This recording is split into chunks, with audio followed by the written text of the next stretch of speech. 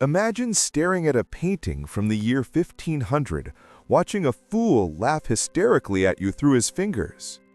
At first, it seems like harmless medieval comedy. But the longer you look, the more uncomfortable you become. His laughter isn't innocent, it's unsettling, disturbing even. And here's the twisted part. This fool isn't the joke. You are. This painting has been hiding a dark secret for over 5 centuries. And today, we're finally decoding what it really means. Welcome to a journey through one of art history's most enigmatic works. This peculiar portrait shows a jester, dressed in absurd clothing, peering at us through spread fingers while erupting in what appears to be uncontrollable laughter. His expression radiates something between amusement and madness. But medieval artists rarely created works purely for entertainment. Every brushstroke carried meaning. Every symbol told a story. The painting emerged during a fascinating transitional period in European history, around the year 1500. Society was crawling out of the Middle Ages, but hadn't yet embraced the full light of the Renaissance. In this strange in-between era, the figure of the fool occupied a unique and rather sinister position in the collective imagination. To understand this painting, we need to understand what the fool represented in 1500. Picture carnival celebrations, royal courts, and public festivals across Europe. There was always a fool present, dressed in ridiculous garments, bells jingling, performing crude jokes and physical comedy. The common people viewed him as the village idiot, the madman, the one who existed outside normal social rules. But the fool served a darker purpose. He was considered a vessel for humanity's grotesque nature. He embodied sin, foolishness, and sometimes even demonic influence. His constant laughter wasn't cheerful, it was disturbing. He spoke uncomfortable truths disguised as jokes, suggesting that existence itself was fundamentally absurd. In an age when the church controlled virtually every aspect of daily life, this wasn't amusing, it was borderline heretical. The fool symbolized something specific in Christian theology, the Insipiens. This Latin term comes from Psalm 14:1, which declares, "The fool says in his heart, there is no God." The Insipiens wasn't an atheist in the modern sense. Rather, he represented someone who rejected divine truth, who lived in denial of moral order, who chose spiritual blindness. The Insipiens embodied arrogance, self-deception, and willful ignorance. He mocked everything while understanding nothing. He refused to see what was right before his eyes. This concept exploded in popular culture during the late 1400s and early 1500s. In 1494, German writer Sebastian Brandt published The Ship of Fools, an illustrated sensation that swept across Europe. The book wasn't metaphorical. It literally depicted a ship carrying fools sailing toward the land of folly. Each passenger represented a human vice: greed, vanity, hypocrisy, stupidity. The jester served as their captain, laughing as everyone around him played the fool without realizing it. 17 years later, in 1511, the brilliant philosopher Erasmus of Rotterdam published The Praise of Folly.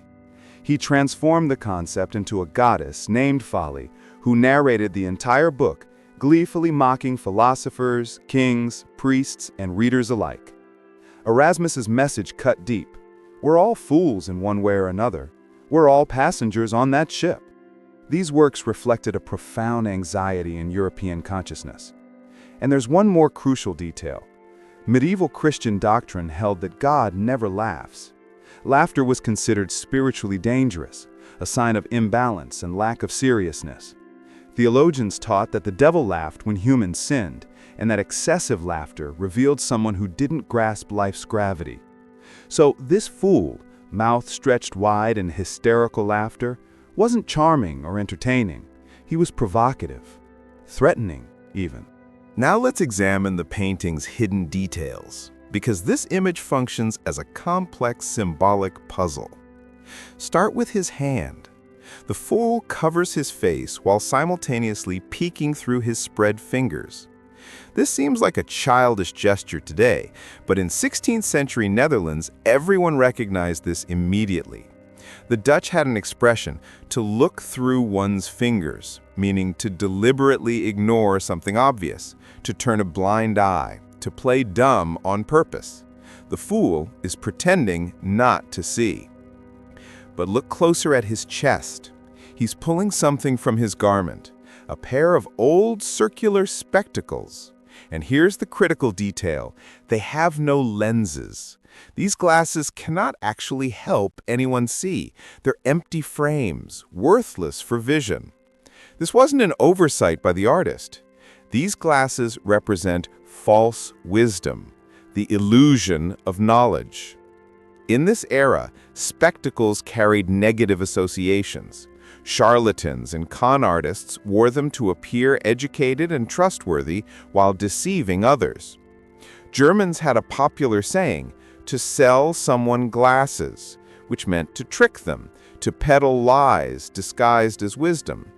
The fool's lensless spectacles represent exactly this, the pretense of seeing clearly while actually being blind.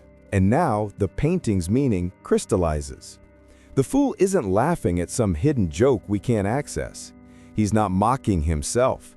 He's laughing at us, at anyone who believes themselves wise, at those who navigate life wearing their own symbolic spectacles, convinced they understand everything. People who have theories for every event, opinions on every topic, explanations for every mystery.